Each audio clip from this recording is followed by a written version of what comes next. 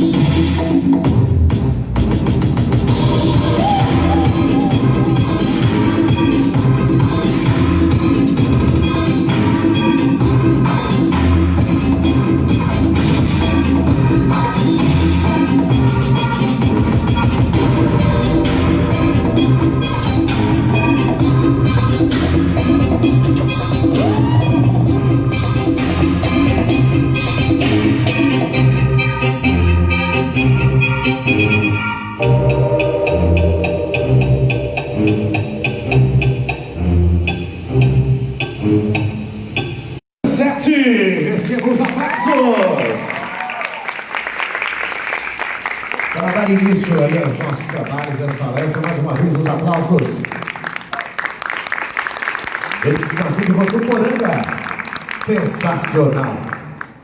Para dar continuidade, gostaria de chamar para compor a mesa o secretário de Direitos Humanos aqui de Votuporanga, Dr. Gilvan.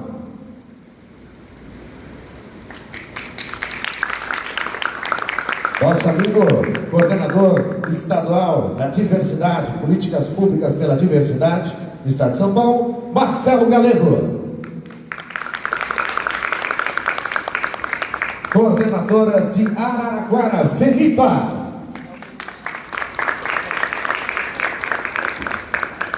Psicóloga da Liberdade de Amar, Mayra Rodrigues.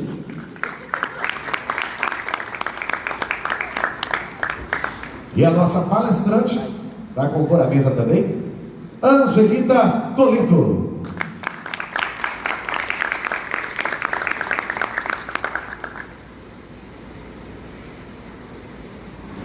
Que é quem vai abrir hoje, né? Trazendo aí um pouco de conhecimento para todos vocês. Convidados, fiquem à vontade, podem se sentar.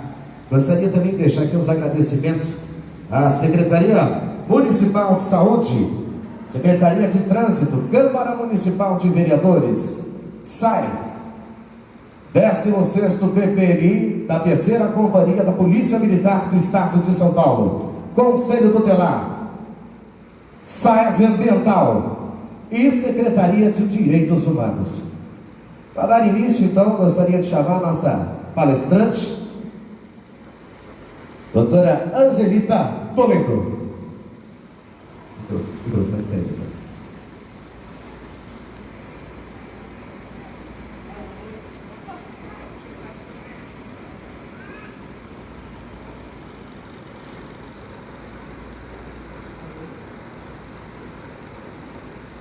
Oi. No lugar não funciona, né? Boa noite a todas as pessoas que estão aqui presentes. Ô, Rupert, você coloca o slide, por favor?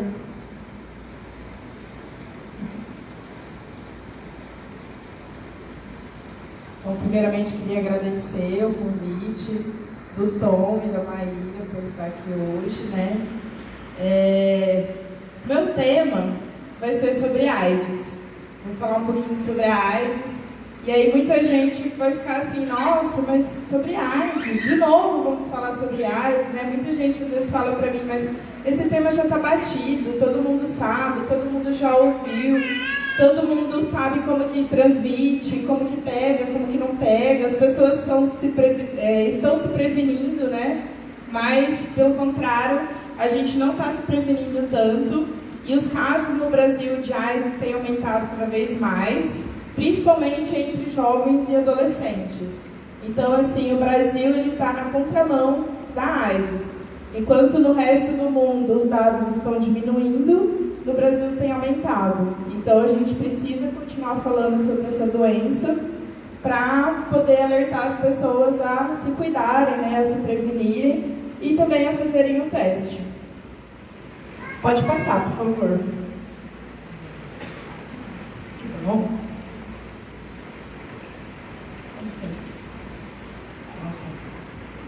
Beleza. Obrigada. Sempre quis falar nesse palco. Bom, então a gente vai falar um pouquinho, vou falar um pouquinho sobre HIV, sobre AIDS, como que transmite, quais são as formas de transmissão, como que é a prevenção e um pouquinho sobre vulnerabilidade.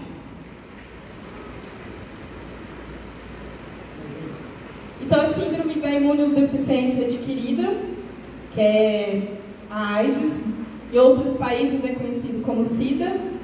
No Brasil a gente fala AIDS, ela foi descoberta em 1981 nos Estados Unidos. E os primeiros casos foram notificados em homossexuais masculinos. Aí em 2003 foi identificado o agente etiológico, que era o vírus, né? O vírus da imunodeficiência humana, que é o HIV. Então, o vírus é uma coisa, a AIDS é outra coisa. O vírus é o HIV, a AIDS é quando se manifesta o vírus. né? Quando o vírus, a pessoa fica adoecida, ela está com AIDS. Geralmente, quando a pessoa pega o HIV, é de 5 a 8 anos para manifestar os primeiros sintomas, demora um pouco. Aí depois que a pessoa, né, ocorre a infecção pelo HIV, depois que ela contrai o HIV, ela vai ter uma atividade, né, vai diminuir o número de linfócitos dela e ela vai ter um comprometimento principalmente da imunidade celular. Ela vai estar sempre com a imunidade baixa. Então, quando uma pessoa tem a AIDS, no final, assim, se ela vir a morrer, ela vai morrer de alguma doença oportunista, tuberculose, pneumonia, neurotoxoplasmose, várias outras doenças, porque ela vai estar sempre com a imunidade muito baixa. Hoje, né, então, assim, no começo, era homossexuais, né, homens homossexuais, brancos, geralmente era de elite, eram homens com poder aquisitivo maior. Uma vez eu estava lendo um texto do Drauzio Varela, que ele conta que ele estava fazendo, vocês conhecem o Drauzio Varela, né, um médico bem famoso no Brasil. Ele estava fazendo estágio nos Estados Unidos, e aí ele viu os primeiros casos de AIDS, né, nos homossexuais, nos rapazes. Naquela época apareciam umas manchas na pele. Aí falavam de câncer gay, alguma coisa assim. E aí ele começou a ver homens e homens bissexuais também, que também estavam pegando o HIV. E aí foi assim que ele começou a pensar, nossa, esses rapazes vão... o primeiro rapaz bissexual que começar a transar com outras mulheres, né, ter relações sexuais, né, ele vai acabar passando para as mulheres e aí vai fechar o ciclo, né, vai começar a transmitir tanto entre homens quanto mulheres. E aí, assim, veio para o Brasil. Ela foi descoberta lá nos Estados Unidos e depois ela veio para o Brasil. Então, os brasileiros, os primeiros homens que foram notificados com essa doença, eram homens que poderiam viajar até o Brasil. Não sei se vocês já viram o filme do Cazuza, né? Então, eram homens que tinham um pouco mais de dinheiro para poder ir para outro país, né? Principalmente para os Estados Unidos. Então, hoje, a epidemia ela tem atingido as pessoas indistintamente, tanto homens quanto mulheres, homossexuais, heterossexuais, jovens, crianças que às vezes nascem com o vírus, né? Então, o Brasil ainda acontece de crianças nascerem com o vírus, infelizmente. Às vezes as mulheres não fazem o pré-natal certinho, não fazem os testes, e a criança pode contrair o HIV no momento do parto. Ou se a mãe der a amamentação, né? Amamentar essa criança. E idosos. Entre idosos também está tendo muito casos de AIDS, só que as pessoas também não sabem, né? Acham que, então, assim, o idoso que nunca ouviu falar sobre o assunto, às vezes não sabe nem como se prevenir, e também estão correndo risco. Então, indivíduos de diferentes classes sociais, como eu falei, né? No começo eram rapazes mais de elites, mas hoje em dia pessoas mais empobrecidas estão contraindo essa doença, com graus diferentes de instrução variados. Então, jovens universitários, eu estudei em Londrina, tinha um professor em Londrina, professor universitário que tinha HIV, diferentes raças e etnias, né? Então, tanto a população negra, a AIDS tem aumentado muito entre a população negra. A minha dissertação de mestrado foi pesquisar a AIDS em mulheres negras. Eu estudei a AIDS e a intersecção entre raça e gênero. Habitantes de grandes e pequenas cidades, porque antes ela ficava mais nas cidades como São Paulo, né, as grandes capitais, e aí ela veio para o interior. Diferentes religiões e orientações sexuais. Então, hoje, todo mundo corre o risco de pegar o HIV. Então, a transmissão, desde os primeiros casos, a AIDS ela se configura como um dos grandes problemas de saúde pública no plano mundial. Ela é conhecida, ela é uma pandemia, porque ela é um problema de saúde pública no mundo inteiro. A sua transmissão vai ocorrer através de relações sexuais desprotegidas, do uso compartilhado de seringas contaminadas. Então, no começo, as pessoas usavam as seringas para injetar heroína. que era a droga que se usava nessa época, né, na década de 80, década de 90. Hoje em dia não se usa mais tanto, né, e as pessoas já aprenderam um pouco mais que não se usa, não se compartilha seringa. Então essa forma de transmissão quase não tem mais, por seringas contaminadas.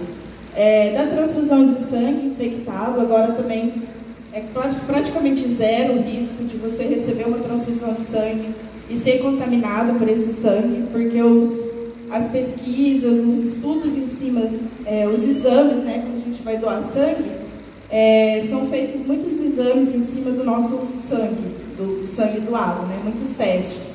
Então, se aquele sangue tem algum, ou hepatite, ou HIV, ele é descartado. Então, hoje em dia é muito difícil a gente receber um sangue infectado. E da mãe soropositiva para o feto, no momento do parto, que é a transmissão vertical, ou na amamentação do bebê. Aí é uma imagem do Ministério da Saúde.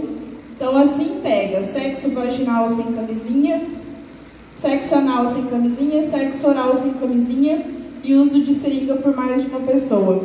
Por que agora o Ministério da Saúde está colocando sexo vaginal, sexo anal e sexo oral? Porque antes se falava apenas sexo, né? Apenas relações sexuais.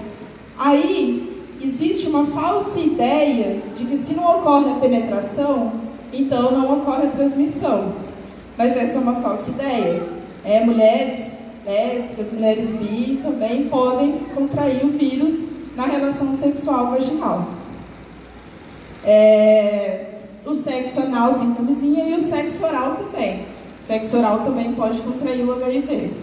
Às vezes as pessoas acham, né, não vai transmitir, mas vai, porque o HIV fica presente tanto no sêmen quanto na secreção vaginal. Então pode ser transmitido sim no sexo oral. E como eu falei, no uso de seringas contaminadas, né, compartilhadas.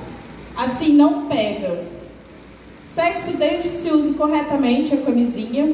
Então, às vezes acontece da camisinha sair, da camisinha furar, né, as meninas tem que tomar cuidado. Se a camisinha furou, se a camisinha saiu no meio da relação, é bom procurar o SAI e fazer a PEP, que é aquela exposição, pós a exposição, né? Você vai lá, toma a medicação, faz tudo certinho, né? Olha, eu tive uma relação, a camisinha saiu, eu tô com medo, eu não sei, eu não conheço a pessoa, né? Porque a AIDS não está escrito na testa da pessoa. Então vai lá e já toma uma medicação, toma uma injeção, toma todos os medicamentos para, se tiver com medo, né? Se achar que está exposto ao risco, vai lá. Na masturbação a dois não se pega. No beijo no rosto ou na boca, no suor e na lágrima. Então, na saliva, né? Então muita gente tem medo do beijo por conta da saliva. Para a saliva transmitir o beijo, né? Se a gente transmitir o HIV através do beijo, teria que ser necessário uns 30, 40 litros de saliva. Acho que é muita saliva, né, de pessoa?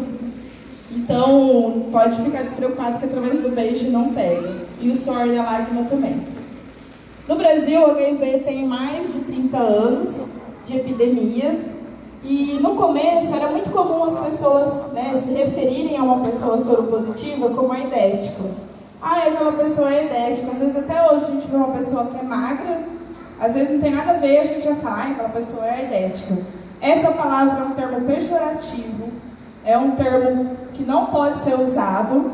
E, inclusive, a pessoa, se a gente chamar uma outra, a gente pode ser processado, tá? Porque existem direitos específicos para as pessoas que têm o HIV.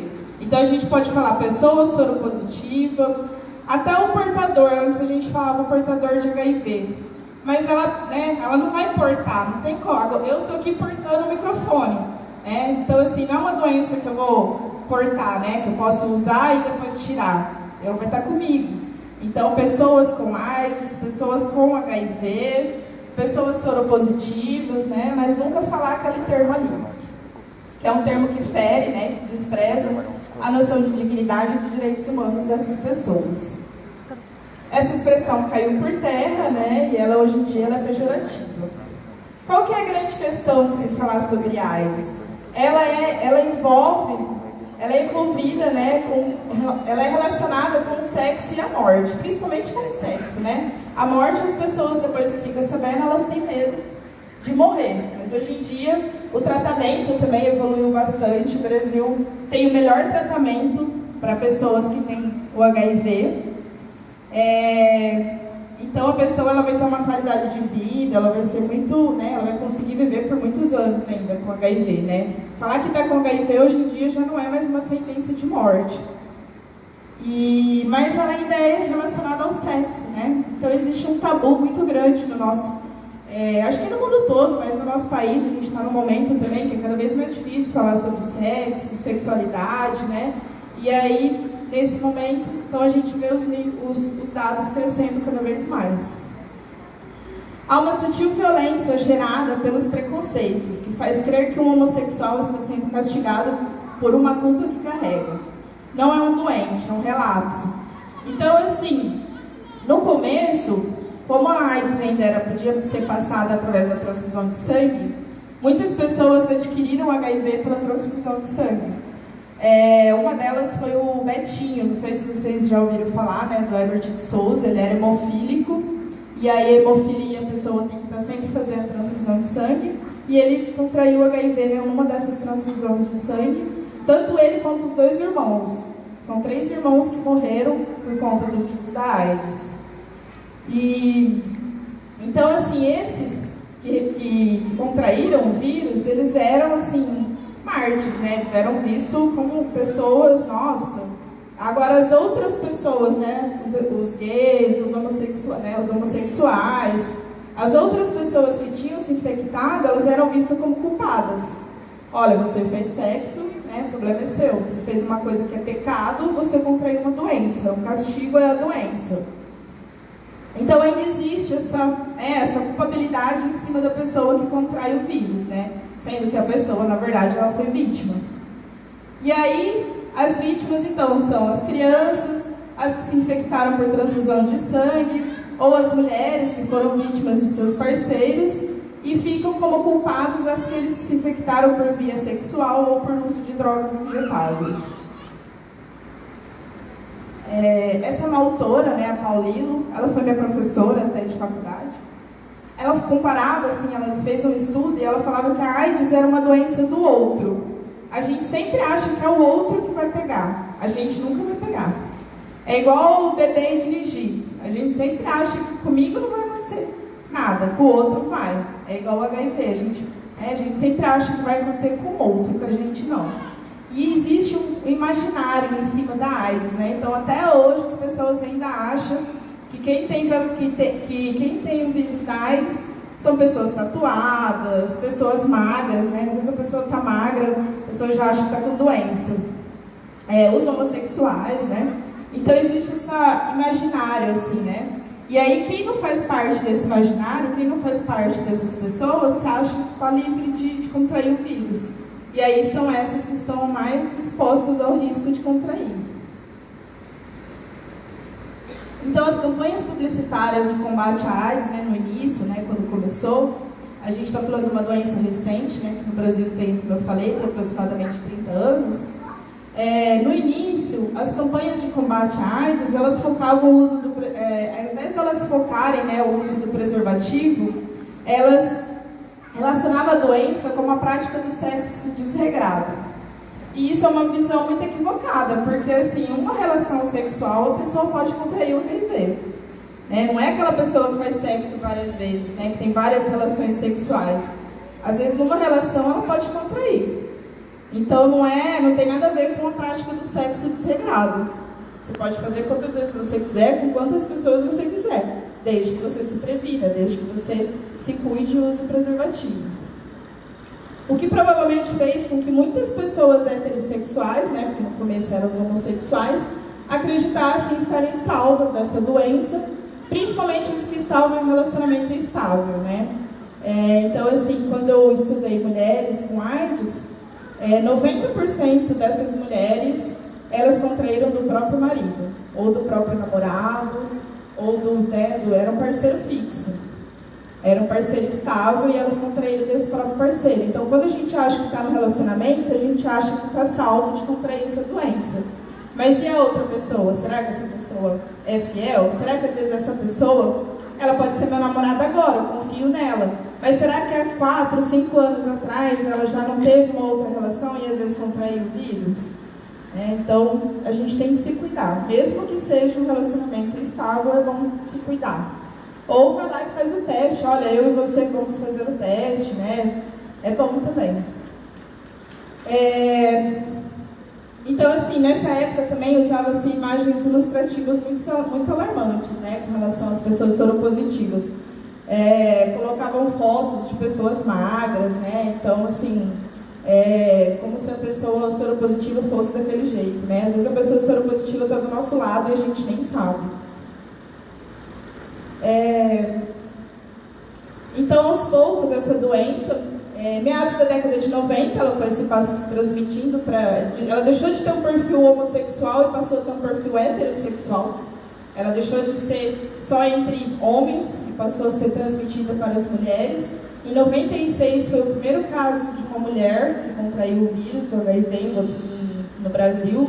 Ela chama Valéria Polizzi, ela até tem um livro, chama Depois daquela Viagem, um livro muito bom.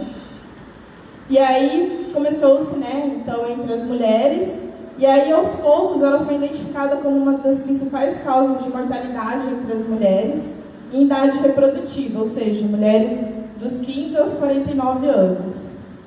E isso significativamente, né, pode fazer com que muitos bebês nasçam com HIV, né?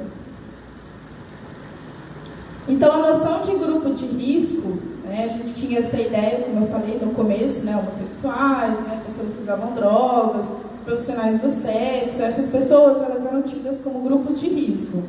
Hoje em dia não se fala mais grupo de risco, se fala comportamento de risco, que é ter relação, né, sem usar o preservativo. Então não existe mais esse grupo de risco, porque quem que é esse grupo de risco? Todos nós estamos sujeitos a contrair o vírus. Então, o que é o comportamento de risco? É a prática que leva o indivíduo à exposição ao HIV como a relação sexual sem o uso do preservativo. E dessa forma, toda pessoa está vulnerável, né? Inclusive a gente, a se infectar. Seja por práticas individuais, né, como as relações sexuais, a condição social ou cultural, bem como fatores políticos, que aí são as questões da vulnerabilidade. A gente está tendo essa palestra aqui hoje, né? A gente está tendo o privilégio de estar aqui, de estar ouvindo sobre isso. Será que todo mundo sabe mesmo sobre HIV? Será que as pessoas que moram em bairros mais pobres sabem? Às vezes já ouviu falar, mas sabe como se prevenir? Sabe como se cuidar? Uma pessoa que é cega, por exemplo, ela consegue enxergar aquelas informações que tem aqui, ó, nesses cartazes? Uma pessoa que é surda, ela consegue saber como é que ela vai se prevenir? Uma pessoa que é indígena, que não sabe ler português, não sabe ler esses cartazes, né? Ela vai saber como se prevenir? Então, às vezes a pessoa tem um fator ali de vulnerabilidade que não é simplesmente, ela não usou o preservativo simplesmente porque ela não queria usar. Porque no calor do momento ela não deu para ela usar. Não usou porque não sabia, porque não teve acesso às informações. Então, esse é um conceito de vulnerabilidade, né? Então, a gente pode ter comportamento individual, são 3 contextos, como eu falei, né? Comportamento individual, contexto social e contexto político, que faz com que as pessoas fiquem mais vulneráveis ao HIV. Então, o comportamento individual, que é o que cada um faz, o contexto social, que determina a possibilidade de acesso desse indivíduo, né? As mulheres, por exemplo, uma mulher diarista, será que ela vai deixar de trabalhar, deixar de ganhar o dia de trabalho dela para ir no posto de saúde, para ir fazer o teste, para ir pegar o preservativo, né? Então, às vezes, não é todo mundo que tem o acesso certinho. E o contexto político, né? Que é a prioridade dada ao combate ao HIV numa região, ou num país, ou numa cidade, favorecendo medidas de prevenção. E aí, já finalizando a minha fala, eu queria fazer algumas considerações. A gente deve falar sempre, em qualquer momento, né, em qualquer oportunidade, sobre HIV e AIDS. Vamos falar sempre, vamos falar na igreja, vamos falar nos grupos, vamos falar com as amigas, vamos falar no grupo do WhatsApp, vamos falar nas redes sociais, vamos estar sempre falando sobre esse assunto.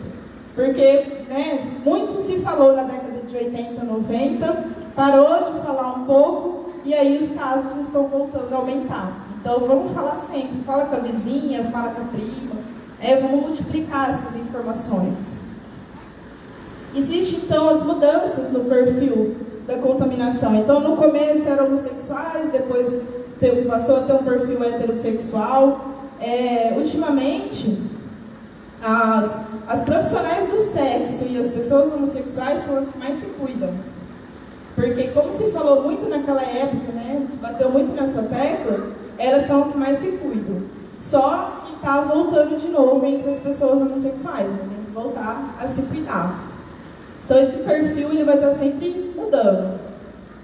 No começo era homens, aí passou a contaminar mulheres. Então, no começo, na década de 90, para cada 10 homens, uma mulher era contaminada. Hoje, para cada 3 homens, uma mulher já pode se contaminar também. Na capital, aí passou a vir para o interior. No começo também ela era ligada a universitários, pessoas que tinham uma escolaridade mais alta, né? Agora pessoas que têm uma baixa escolaridade também estão contraindo o vírus. Homens brancos, homossexuais, agora pessoas negras também estão contraindo, índios, né? Pessoas que eram da elite, como eu falei, que podiam ir para os Estados Unidos, que podiam viajar, né? E aí contraíam o HIV lá. Hoje em dia não, pessoas mais empobrecidas também estão contraindo o vírus, adultos, jovens, inclusive idosos. Então, a gente tem que se considerar, né, a dificuldade de falar sobre o assunto. Está sempre falando na mídia, a gente só ouve falar sobre o HIV na época do carnaval, a gente só ouve falar sobre use camisinha na época do carnaval, ou na época do 1º de dezembro. Então, assim, deveria ter campanhas publicitárias o ano todo, né? Ou então incentivando as pessoas o ano todo a fazer o teste, né? Não só no 1º de dezembro. E a gente tem muita dificuldade de falar sobre orientação sexual, sobre gênero, sobre sexualidade e prevenção nas escolas, como eu falei, né? Então tem aumentado cada vez mais o número de casos de AIDS entre jovens. Eu sou assistente social, eu já atendi um menino de 16 anos que na primeira relação sexual dele ele contraiu o vírus, HIV. E eu acho que a gente tem que abraçar essa causa, né? Porque a AIDS ela não tem face. Abraçar mesmo, sair falando sobre o assunto, conversando com outras pessoas, né? Eu mesma estou aqui sábado à noite falando sobre esse assunto, né? Então, assim, é importante a gente falar sobre isso.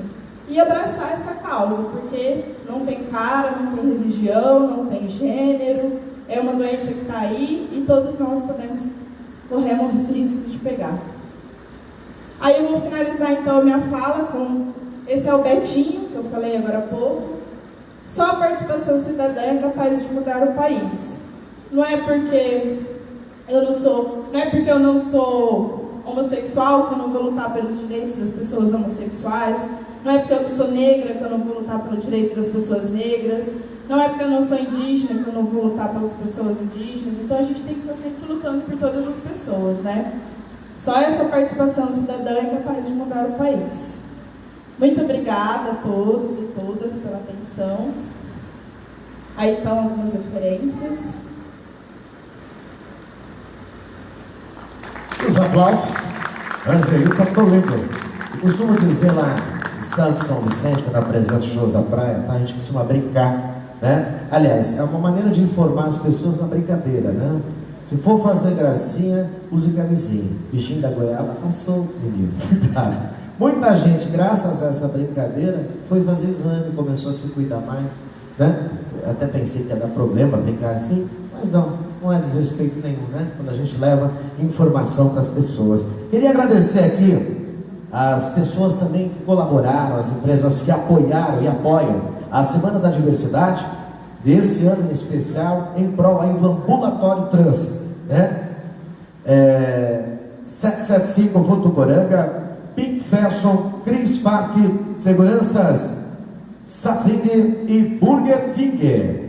Quero agradecer mais uma vez também o apoio total, né, que a organização da parada teve, da Secretaria de Direitos Humanos, hoje representada aqui pelo secretário, né, senhor Gilvan, muito obrigado pelo apoio. É de pessoas assim, comprometidas realmente com políticas públicas pela diversidade, com amor ao próximo, que a gente precisa nos espaços públicos. Peço os aplausos para o senhor Gilvan.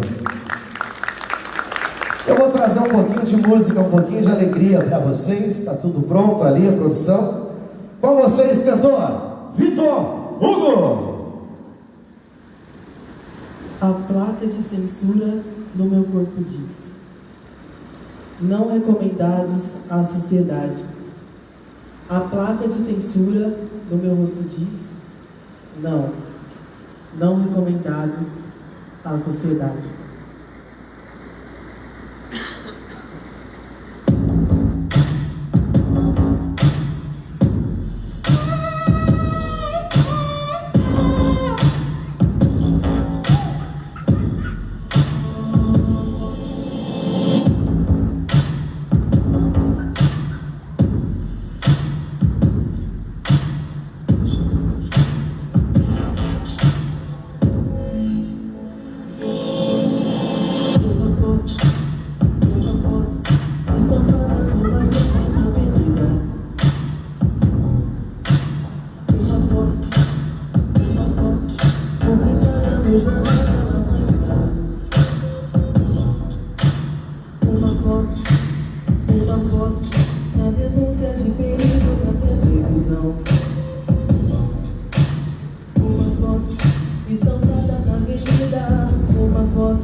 Publicada no jornal, uma foto na denúncia de perigo na televisão. A placa de censura no meu rosto diz: não recomendado à sociedade. A placa de censura no meu corpo diz: não recomendado à sociedade. A placa de censura no meu rosto diz: não recomendado à sociedade.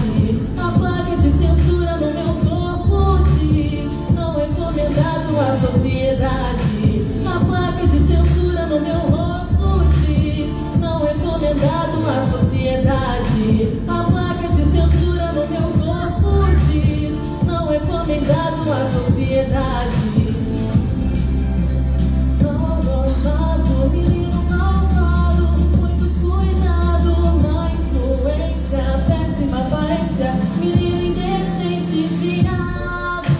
A placa de censura no meu rosto diz: não recomendado à sociedade. A placa de censura no meu corpo diz: não recomendado à sociedade. A placa de censura no meu rosto diz: não recomendado à sociedade. A placa de censura no meu rosto diz: não recomendado à sociedade.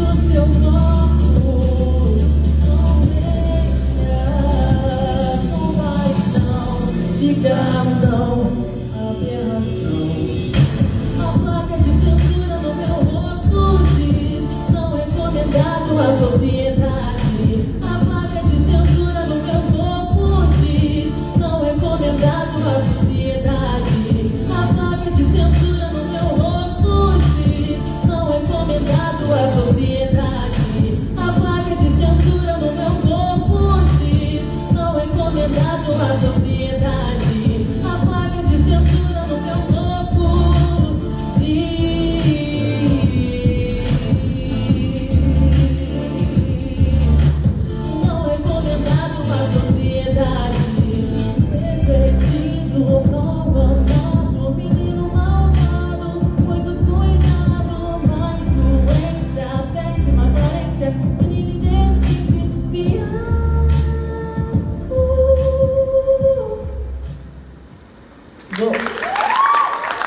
Os aplausos mais uma vez.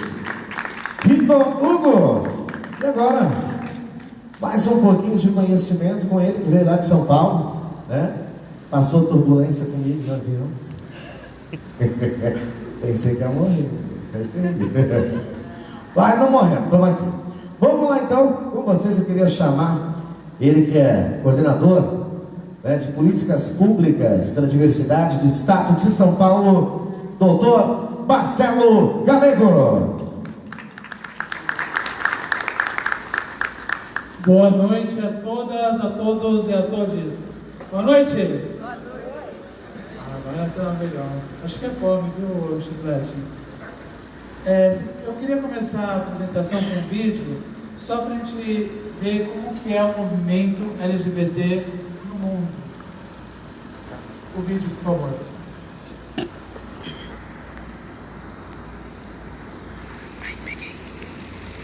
Do you think homosexuality is a sin? It's unnatural, I think. Do you think homosexuality...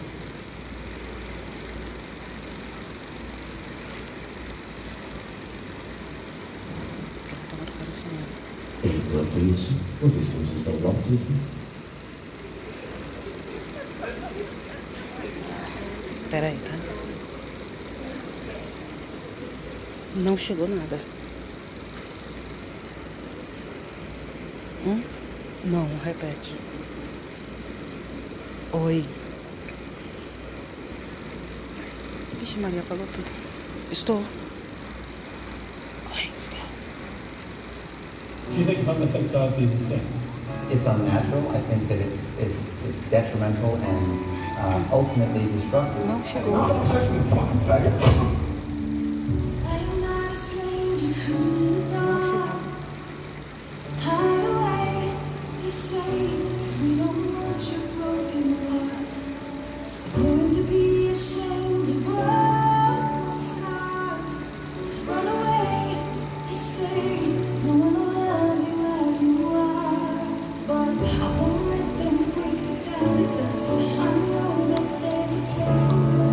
I'm gay.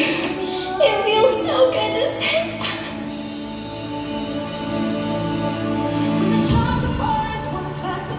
You can't punch the gay out of me any more than I can punch the ignoramus out of you. I'm gay and Austin is too.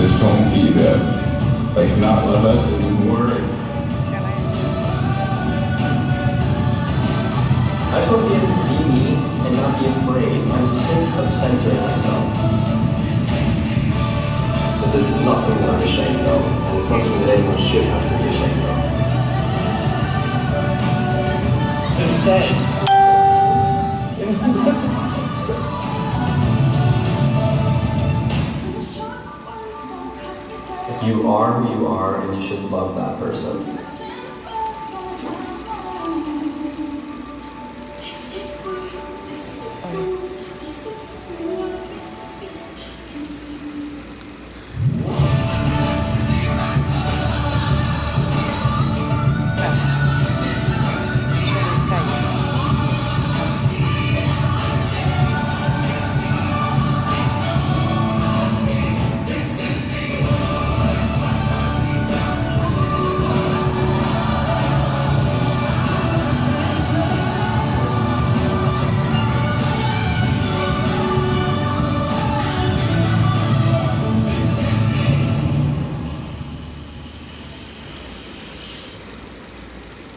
Pois é, galera.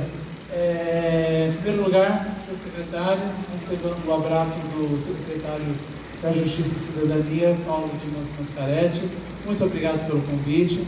Em seu nome, eu cumprimento toda a mesa e cumprimento todos vocês.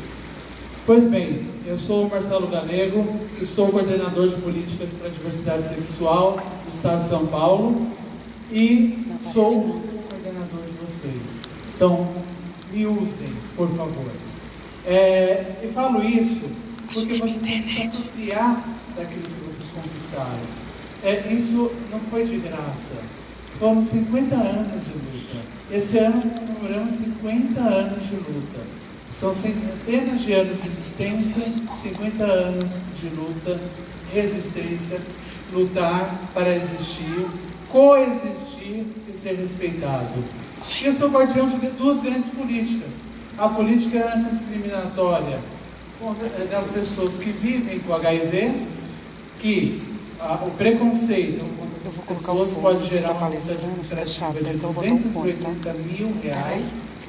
E a política antidiscriminatória da população LGBT, que eu represento a coordenação de políticas para a diversidade sexual, que fez 10 anos nesse ano. Pois bem, eu sou o Marcelo Galego. Essa foto está um pouco diferente, mas quando a gente tira uma foto bonita, a gente tem que usar até o obituário, né? Então a gente usa da primeira comunhão até o obituário. Então, eu sou advogado e minha militância começou na Ordem dos Advogados do Brasil, onde é um lugar extremamente conservador, era um lugar extremamente conservador e machista, e hoje nós temos milhares de comissões espalhadas pelo Brasil todo. Então, quando a gente fala em diversidade, a gente não fala só na questão do LGBT, é também do LGBT e principalmente do LGBT.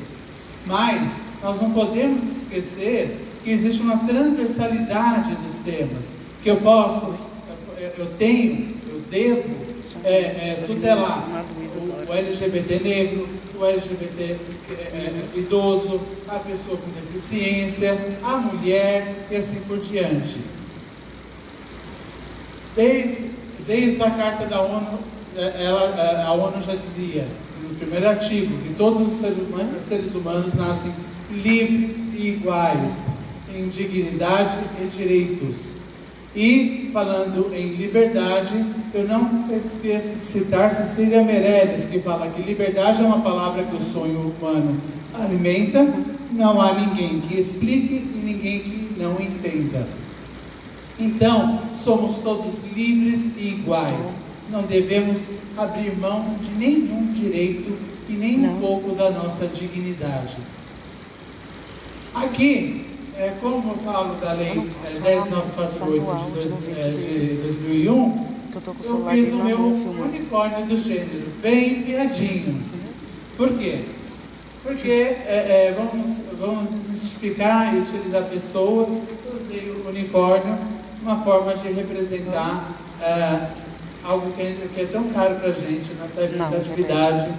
Então, muitas vezes as pessoas confundem o que é identidade de gênero. Outro dia eu estava ouvindo falando sobre ideologia de gênero. Isso não existe. Isso aí é uma coisa inventada. O que existe é a única certeza que nós temos, mas isso não serve para nenhuma outra comparação, que é o sexo biológico. É a única certeza que nós temos ao nascer, que nós nascemos de sexo feminino ou masculino, ou a pessoa nasce intersexo, que antigamente chamavam de hermafroditas.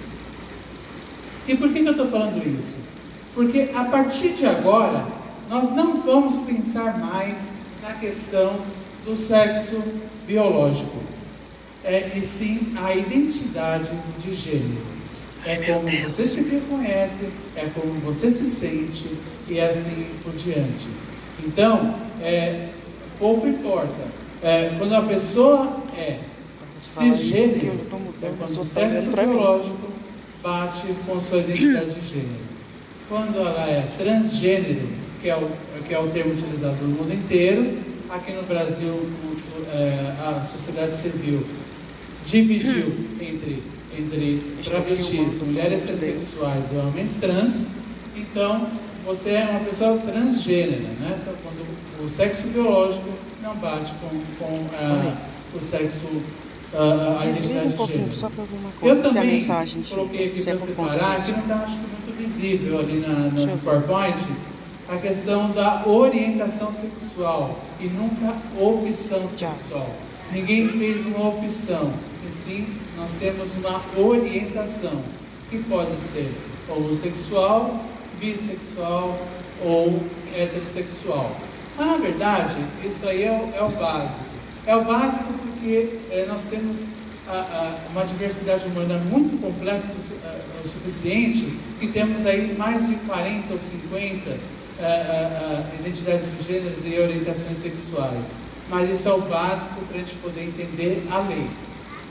Então, eu sempre separo a orientação sexual da atração emocional e afetiva. Por quê? Eu separo porque isso contempla também as pessoas assexuadas.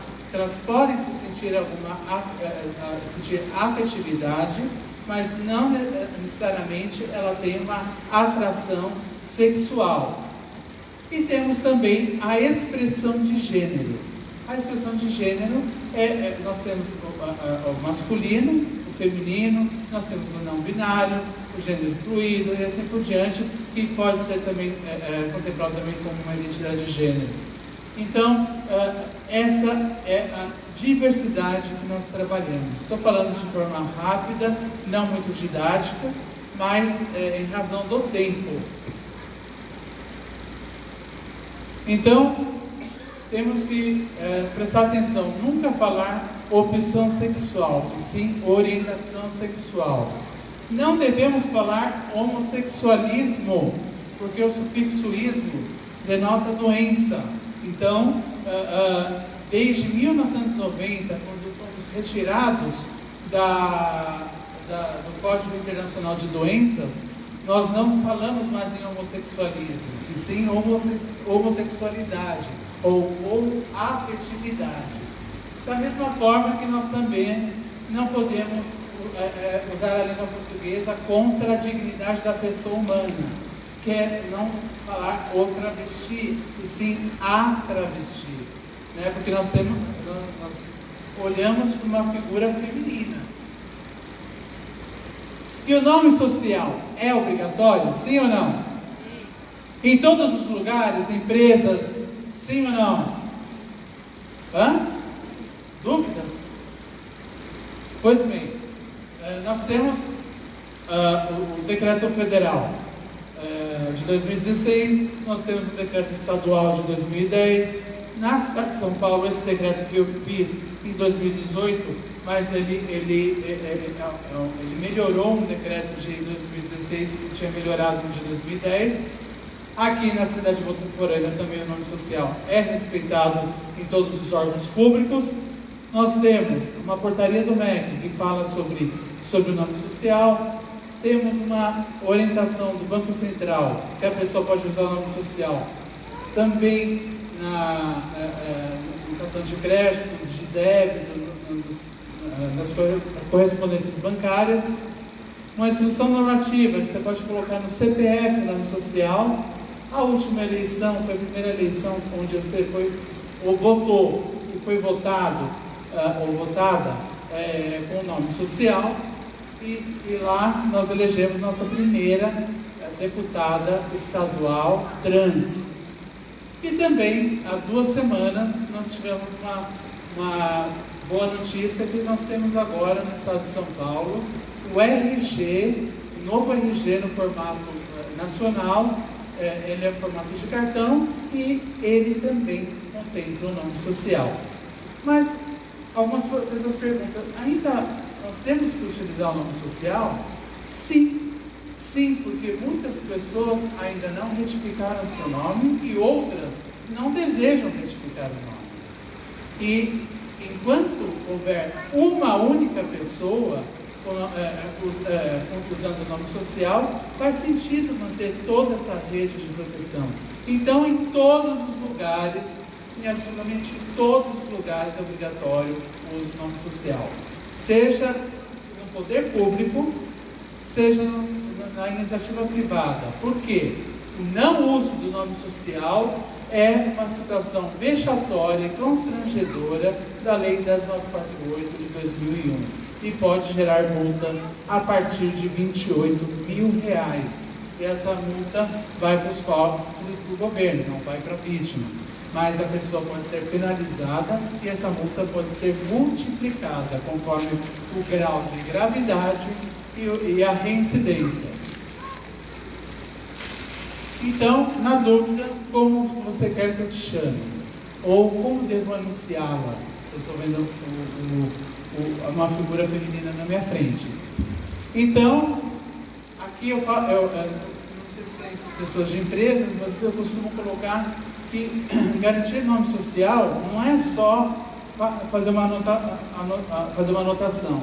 É colocar em todas as fichas, cadastro, secretário, levar essa atenção para a prefeitura, fichas, cadastros. Nós temos que também ter o campo do nome social em todos os formulários eletrônicos, ter também o crachá com o nome social, o e-mail com o nome social, e assim por diante. E não adianta nada você respeitar o nome social e chegar ao lerite ou ter o crachá, o nome civil, que não faz sentido nenhum. E essa aí é a Lei 10.948 de 2001, onde nós punimos, e todas as denúncias do Estado de São Paulo, todas, absolutamente todas, passaram pelas minhas mãos. Então, nós fazemos um relatório processo por processo, e nós ou mandamos para mediação, ou arquivamos quando não tem materialidade, quando não tem provas, ou quando o relato é inconsistente, ou mandamos instaurar o processo administrativo. Antes de ontem, nós instauramos 2, e ontem publicou no Diário Oficial mais 1. Então, a coisa está... nós estamos levando muito a sério, nós vamos instaurar processo mesmo. Não tem mais moleza, não. Tem a chance da mediação, mas a pessoa também ela tem que entrar na linha. E o que essa lei fala? Fala que é praticar toda ação violenta, constrangedora, intimidatória ou vexatória, como, por exemplo, proibir o ingresso ou permanência em qualquer ambiente ou estabelecimento público ou privado, aberto ao público. Então, quer dizer, absolutamente ninguém pode ser impedido de entrar nessa sala, por exemplo. Mas se fosse uma reunião fechada, não configuraria. Praticar atendimento selecionado. Na época que eu advogava, por exemplo, levaram uma travesti para uma loja caríssima, compraram uma bolsa, e essa bolsa ela foi conduzida para o provador e fecharam a cortininha. Agora vocês perguntam para mim, faz sentido isso? Faz sentido comprar uma bolsa no provador com a cortina fechada? Não faz sentido. O máximo que a pessoa precisa é de um espelho. Ela vai ver o preço, ela vai ver se a bolsa combina com o sapato, se a bolsa é grande, se é pequena. É isso que interessa. O que fizeram com a travesti? Esconderam a travesti na loja. E a loja fez um movimento, mas isso partiu dela, né? Que ela fez um travecaço. Ela levou todas as amigas travestis na loja para conhecer a loja, e a loja fez um acordo rapidinho com ela. E a bolsa era tão cara, que dá para dar entrada no carro popular. Eu não vou falar a marca por conta do acordo, mas isso é um atendimento selecionado. Não vou ficar falando de todas as questões, mas, por exemplo, na questão dos hotéis e motéis, quem sofre mais preconceito são as travestis. Por quê? Muitos motéis e hotéis proíbem o ingresso da travesti com viés que ela estaria fazendo prostituição. Então, ou eles impedem a hospedagem, ou eles acabam sobretaxando. Quando eles sobretaxam a travesti, na verdade ele está querendo cobrar uma comissão sobre essa suposta prática de prostituição, como se não houvesse prostituição entre pessoas heterossexuais. Então vamos proibir todas as mulheres, o ingresso de todas as mulheres em hotéis? Não faz sentido.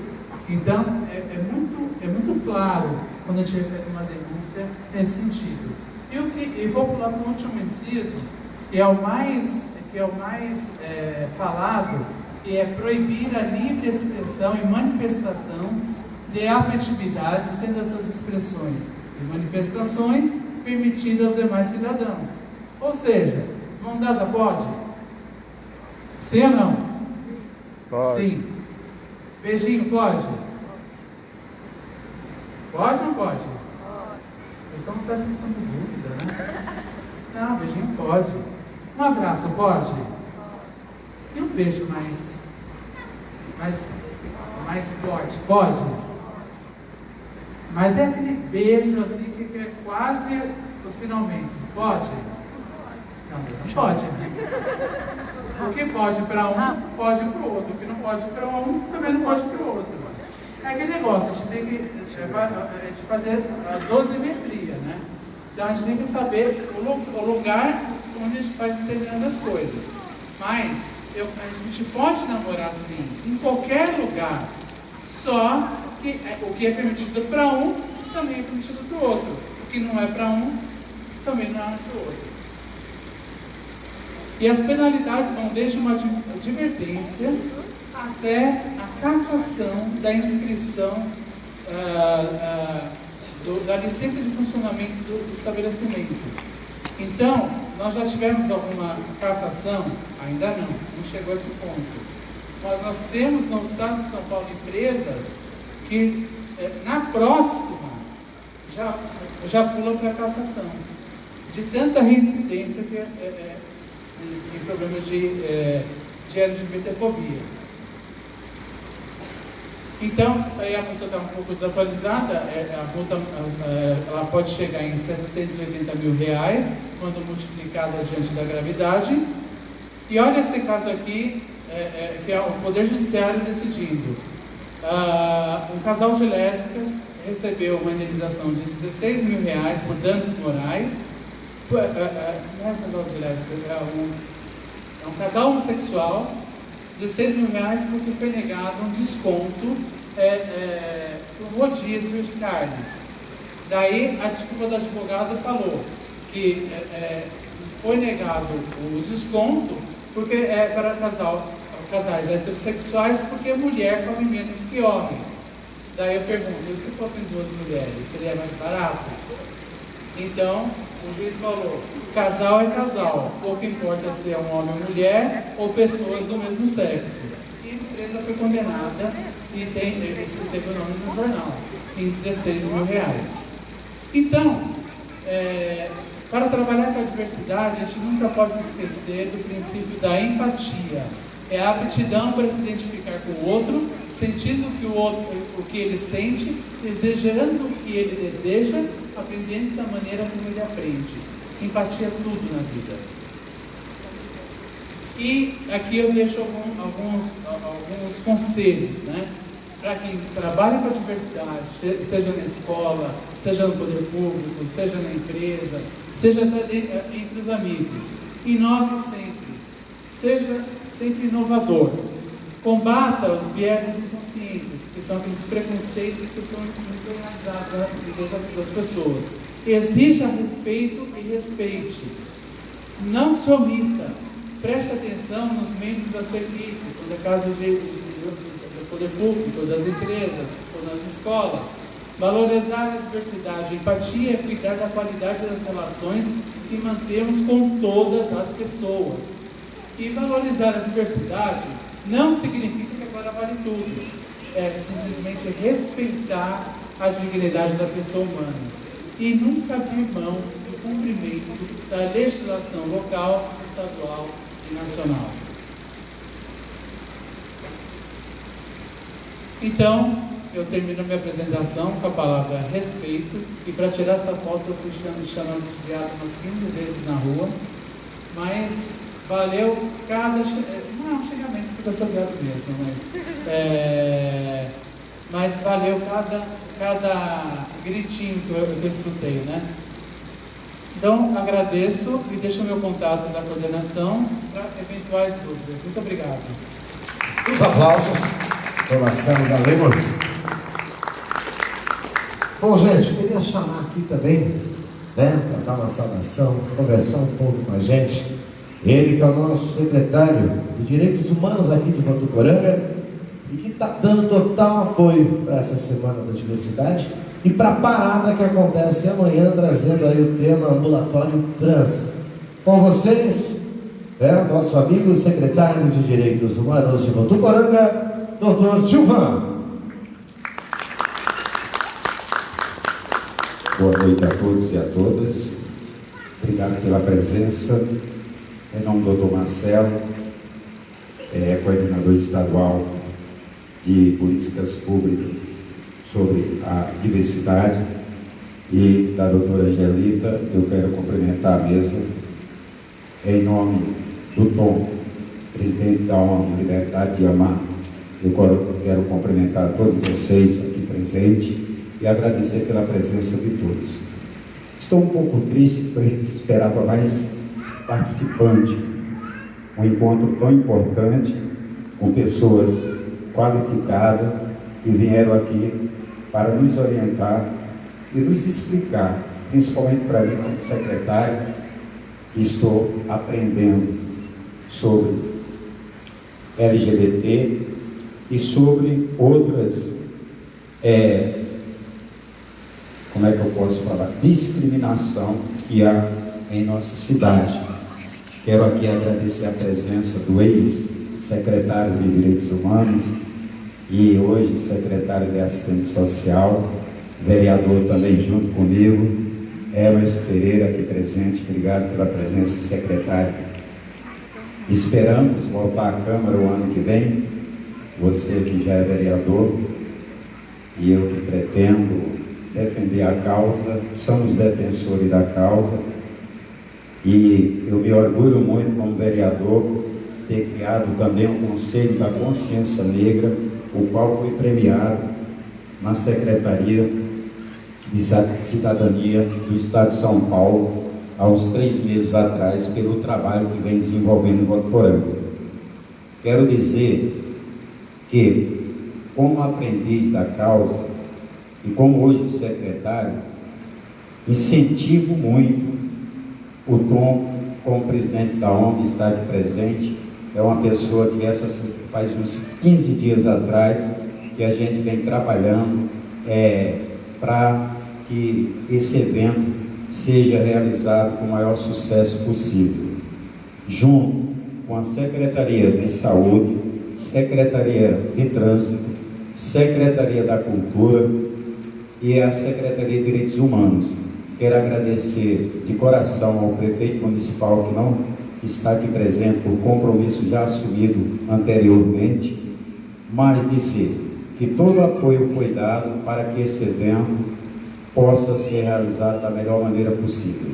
Eu quero dizer, doutor Marcelo, e a mesa aqui presente, as pessoas, os convidados que não sabem, que Votuporanga é uma privilegiada por ter a Secretaria de Direitos Humanos.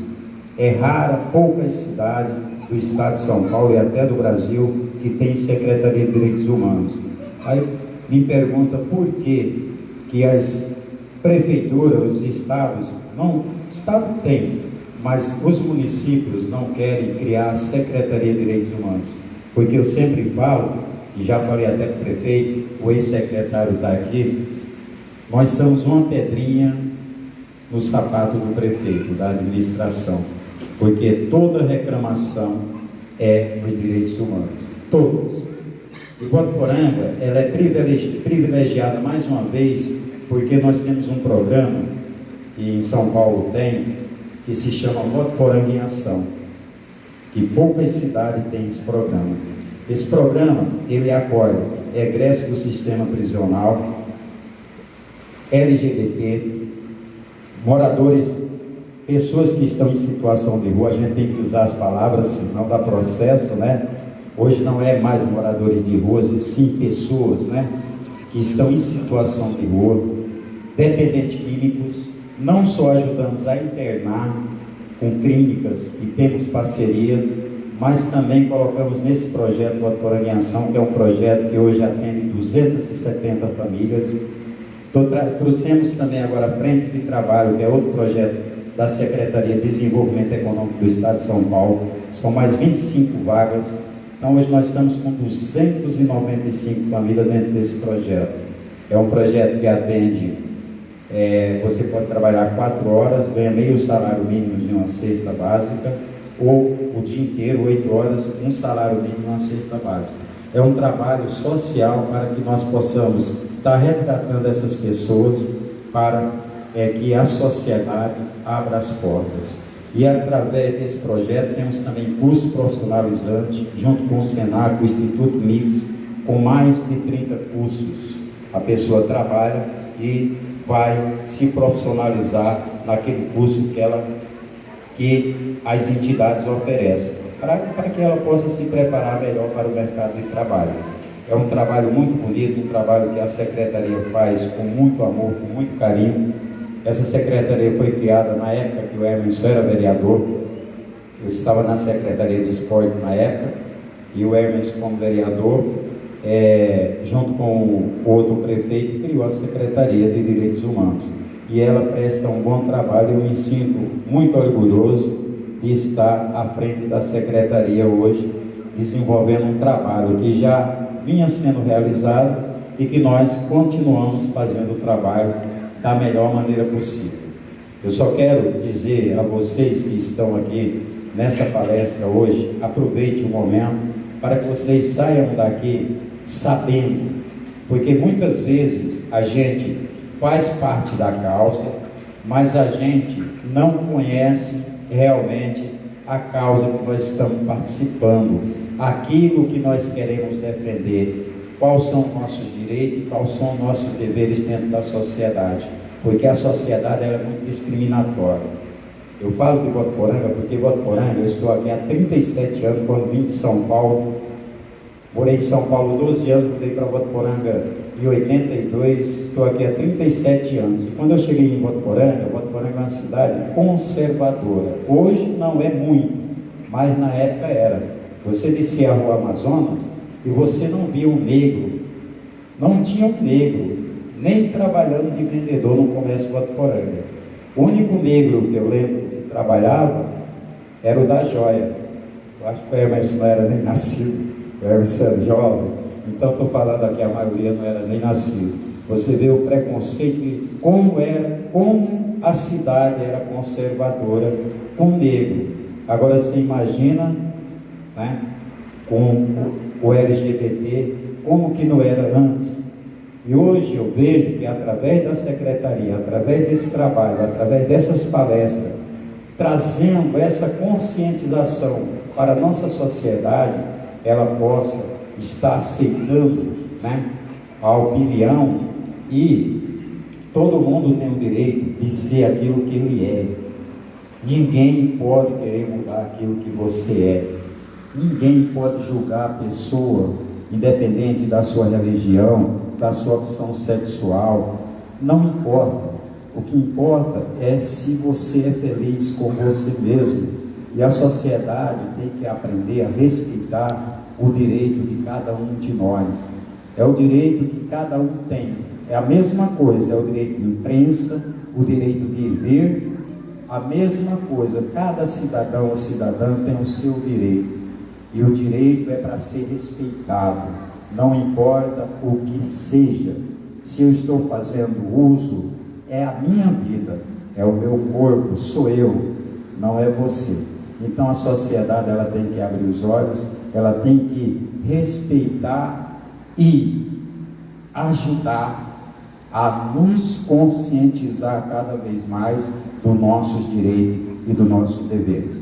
Espero vocês amanhã, se Deus quiser, na parada que vai acontecer às 15 horas, na rua Rui Barbosa, descendo a Avenida do Açaí até o Parque da Cultura. Muito obrigado, conto com a presença de todos. Obrigado, boa noite, fique com Deus. Palavras do secretário de Direitos Humanos, Dr. Chufan. Bom, gente, agora eu vou trazer para vocês uma pessoa sensacional. Ela que causa na cidade dela. Tem todo o apoio, né? Tem uma inveja gospel dela terrível. Tô brincando. Vou chamar aqui a coordenadora de Araraquara, nossa amiga militante Filipa. Obrigada a todos, a todas. Bem, eu vou ficar aqui só para me cumprimentar a mesa, que é muito nova.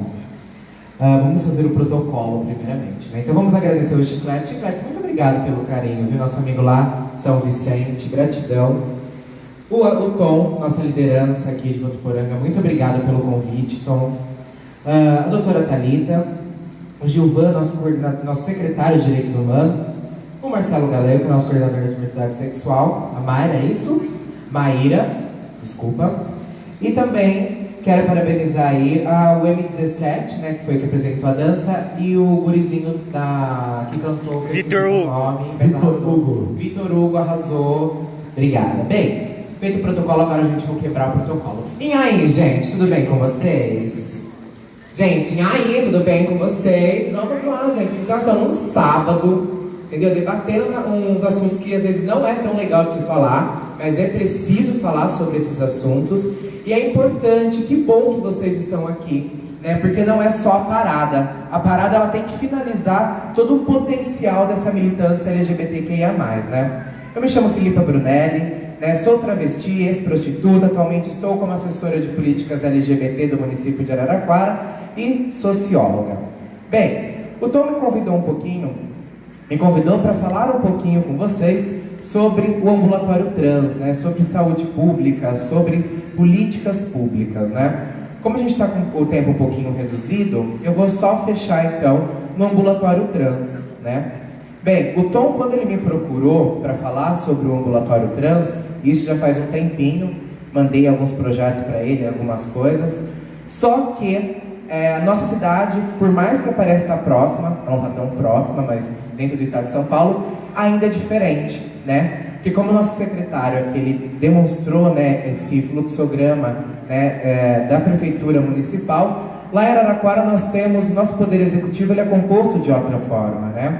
Lá nós temos algo que eu sou muito grato de falar de Araraquara, porque lá nós temos uma ferramenta importantíssima, e fica o convite, secretário, para vocês conhecerem, né, e adotarem no município de Votuporanga, que é o orçamento participativo, né? Nós só conseguimos avançar nas políticas LGBT, nas políticas de mulheres, negros e negras, deficientes, juventude e as demais regiões do município de Araraquara por causa do orçamento participativo. O que é o orçamento participativo? É quando o Poder Executivo tira, né, essa demanda do prefeito e decidir o que vai ser construído na cidade, o que vai ser consolidado na cidade, e passa para a população decidir. Então são feitas plenárias e esses públicos vão até essas plenárias votarem o que eles querem que o prefeito execute no município, né, que está sendo aí feitas essas plenárias.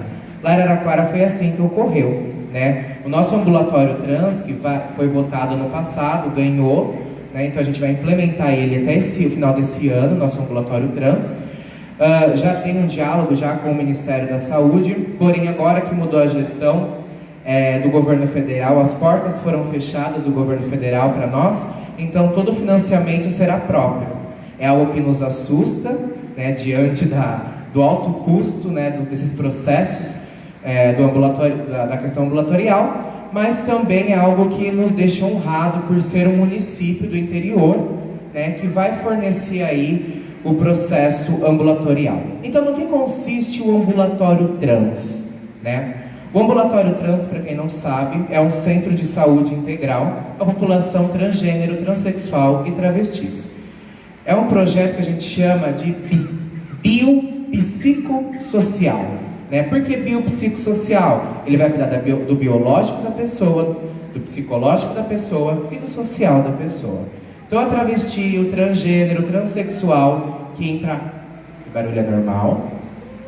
não tem nenhum gás vazando, nada, ai, a gente dá um medinho, né?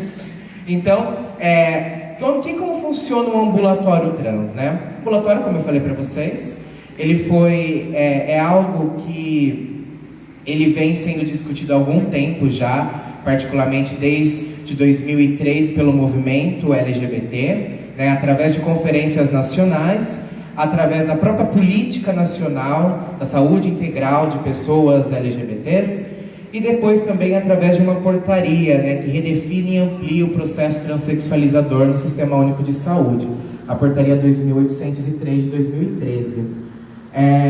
O ambulatório trans, então, ele consiste em atendimentos para essa população. Quais atendimentos?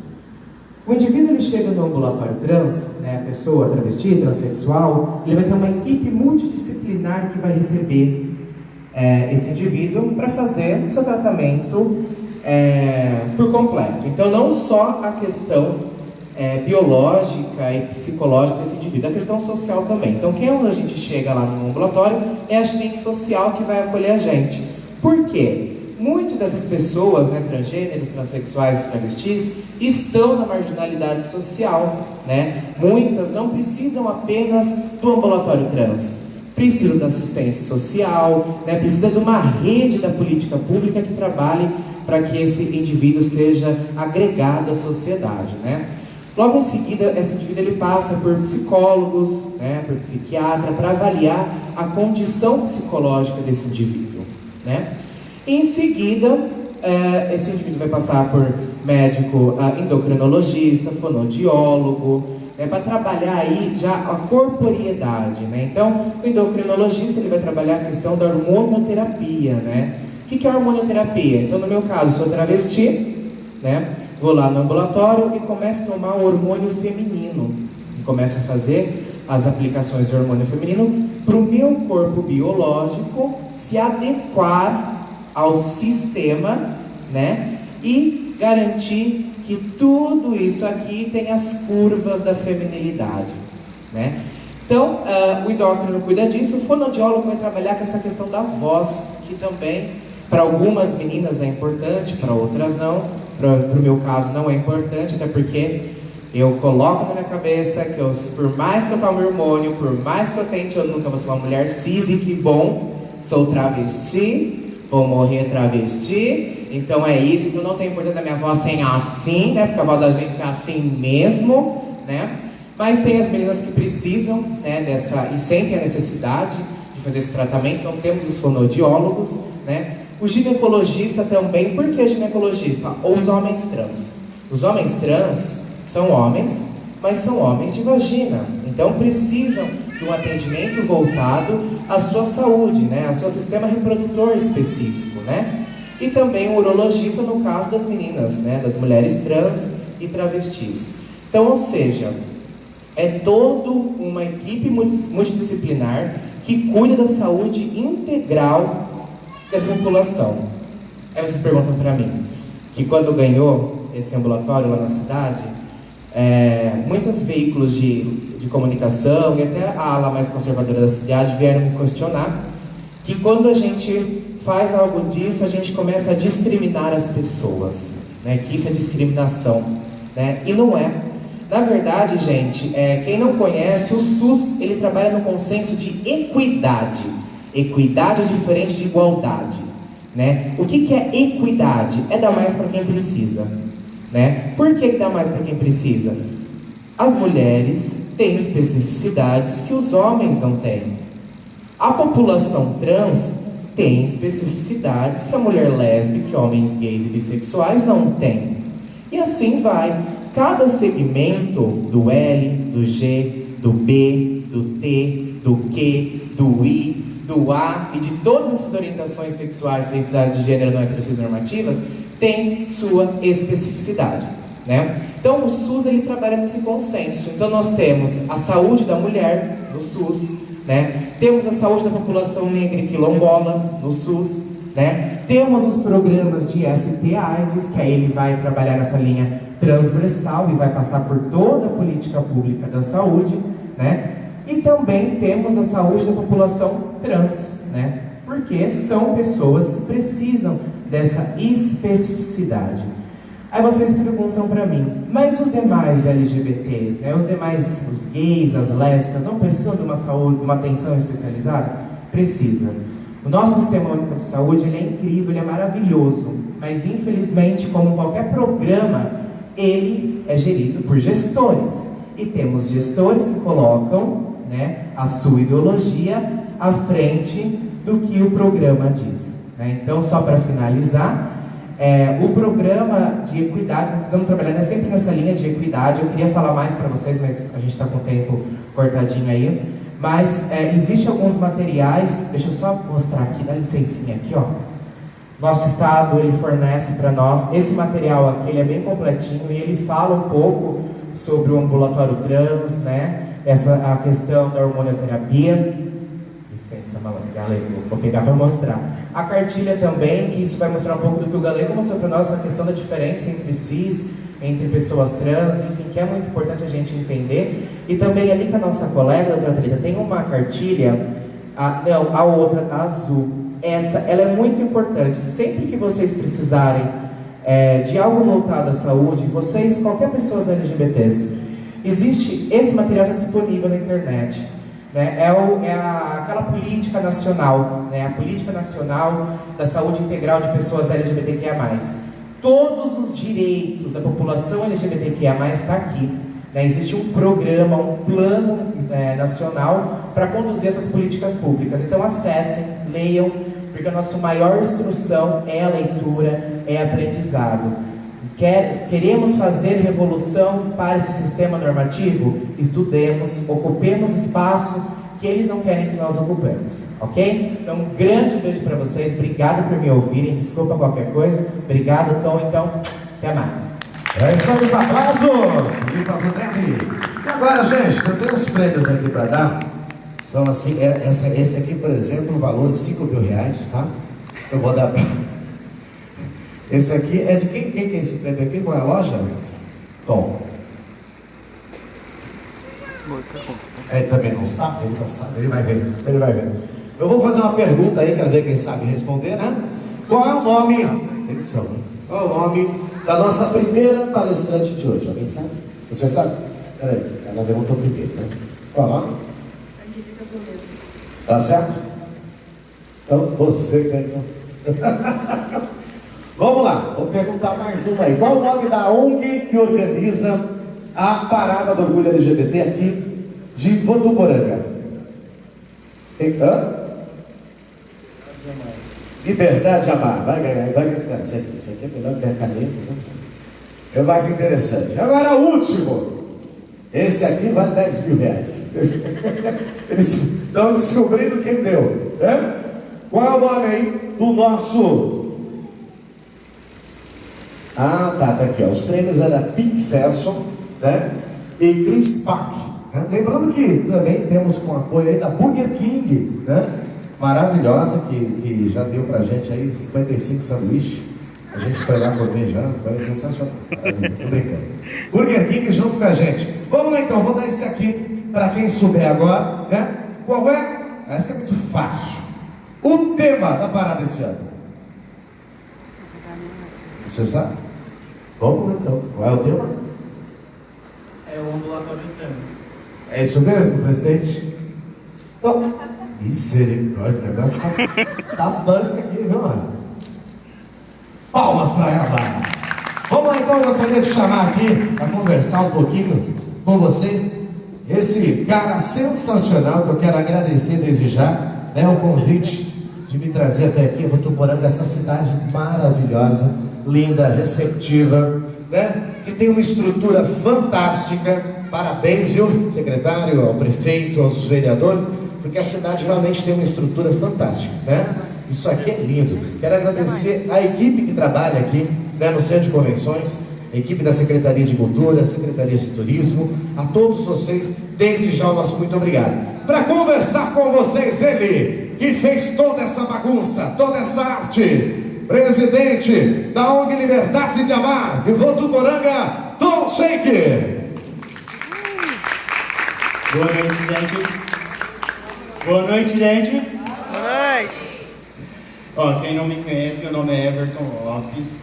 Trabalho com política pública numa ONG chamada Liberdade de Amar, não sei se vocês conhecem. E sou coordenador regional aqui no Noroeste Paulista. Eu só queria vir aqui falar um pouco e agradecer, porque a presença de vocês aqui mostra o quão importante é esse evento, porque informação, a gente fazer informação e a gente aprender, a gente espalhar informação é o modo mais rápido para a gente combater o preconceito. A gente combater pessoas lésbicas, estupradas, gays expulsos de casa, transexual faltando empregabilidade e tantos outros temas que a Cicla precisa ganhar nas pautas das políticas públicas. Só quero agradecer vocês, agradecer de coração a Angelita, a psicóloga da ONG, que aguenta os meus chiliques, são muitos, tá, gente? O seu Gilvan, nossa, eu tenho muito que agradecer ele, porque ele também aguenta meus chiliques, o Dr. Marcelo, nossa Filipa, que, me ajuda, eu não sei nada, gente, cada dia eu aprendo um pouquinho, e ela já me ensinou muito, e eu agradeço muito a ela, agradeço o nosso Goiaba, e agradeço todo mundo, muito obrigado, convido todo mundo para a parada amanhã, porque juntos somos mais fortes, e eu convido vocês para lutar comigo para a gente trazer o ambulatório trans. Por quê? Porque na nossa região não tem o ambulatório trans, a gente tem transexual se automedicando, se auto-colocando silicone, se assassinando, se suicidando dessa forma. A gente tem transexual indo para outros países de qualquer jeito, para fazer de qualquer jeito. Temos transexual indo para outras cidades, sem estrutura nenhuma para conseguir se readequar. Então eu peço assim, que todos nós, não só as transexuais, mas todos nós tenham empatia por elas e lute por elas também, porque é uma população que sofre muito. A gente sofre preconceito, mas por causa do estereotipo da pessoa trans, elas sofrem muito mais que a gente. Então que a gente tenha empatia, que a gente lute por elas, e é só isso. Muito obrigado de coração para todo mundo, tá bom? O oferecimento cheio de sabor frango assado. Esse foi tão cheio. Bom, gente, queria agradecer aqui também, mais uma vez, as empresas que apoiaram: 775 Votuporanga, Big Fashion, Chris Park, Seguranças Sating e Burger King. Quero agradecer também a Secretaria Municipal de Saúde, a Secretaria de Trânsito, de Cultura, Câmara Municipal de Vereadores, SAI, Policiamento, ao 16º BPMI, da 3ª Companhia da Polícia Militar do Estado de São Paulo, Conselho Tutelar, SAEV Ambiental e Direitos Humanos. A todos esses parceiros apoiadores, o nosso muito obrigado. A todos os palestrantes de hoje, as pessoas que já passaram por aqui, M17, ao secretário de Direitos Humanos, Gilvan, Marcelo Galego, coordenador estadual da Diversidade, Felipa, coordenadora de Araraquara, Baíra Rodrigues, psicóloga da Liberdade de Amar, e Angelita Toledo, pelo carinho, muito obrigado. Quero agradecer também ao cantor Vitor Hugo, Uma foto, cadê? Tá ali. Obrigado. E agora com vocês, para fechar com chave de ouro, vem aí ela, Rafine!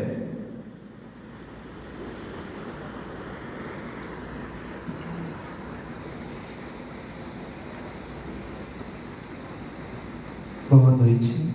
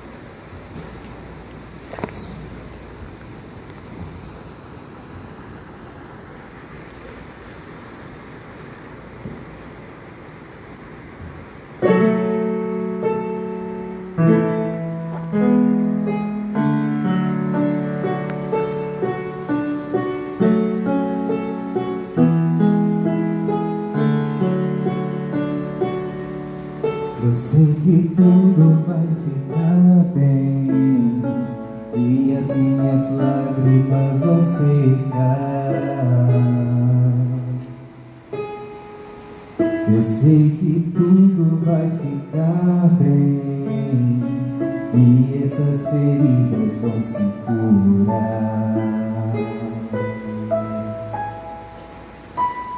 O que me impede de sorrir é tudo que eu já perdi. Eu fechei os olhos e pedi para quando abrir a dor não estar aqui mais. Sei que não é fácil assim, mas vou aprender no fim. Minhas mãos se unem para que tirem do meu peito o que há de ruim. E eu vou dizendo tudo vai ficar bem e as minhas lágrimas vão secar. Eu sei que tudo vai ficar bem e essas feridas vão se curar. Eu sei que tudo vai ficar bem.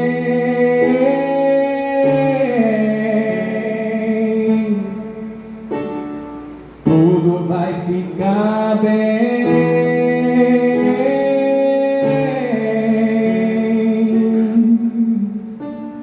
O que me impede de sorrir é tudo que eu já perdi. Eu fechei os olhos e pedi para quando abrir a dor não estar aqui mais. Sei que não é fácil assim, mas vou aprender no fim. Minhas mãos se unem para que tirem do meu peito o que há de ruim. Eu sei que tudo vai ficar bem e as minhas lágrimas vão secar. Eu sei que tudo vai ficar bem e essas feridas vão se curar. Eu sei que tudo vai ficar bem.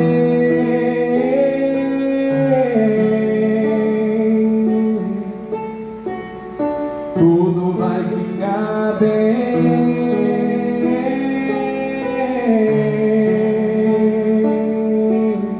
Se recebo dor, se devolvo amor.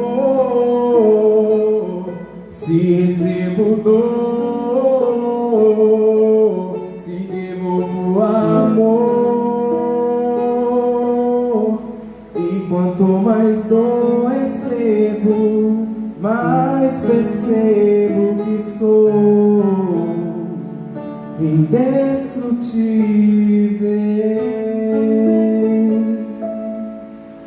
Assim como eu, são milhares de jovens que sofreram esse tipo de agressão. Está na hora de transformar o preconceito em respeito, de aceitar as pessoas como elas são e querem ser, de olhar na cara da homofobia e dizer: eu sou assim, e daí?